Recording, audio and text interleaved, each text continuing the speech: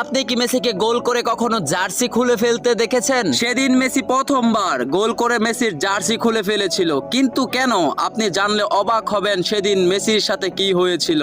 সালটি ছিল 2017, 24শে এপ্রিল। সেদিন মাঠে নেমেছিল পৃথিবীর সবচেয়ে ভয়ঙ্কর দুটি ফুটবল ক্লাব, রিয়াল মাদ্রিদ এবং বার্সেলোনা। সেদিন শুধু রিয়াল এবং বার্সার লড়াই ছিল না, লড়াই ছিল মেসি এবং রোনালদোর ফ্যানদের। সেদিন সেই রিয়াল এবং বার্সার পুরো 90 মিনিট খেলায় ফুটবল ইতিহাসকে সাক্ষী রেখেছিল ফুটবল যে কত ভয়ঙ্কর রূপ নিতে পারে। কি ছিল না সেই ম্যাচে?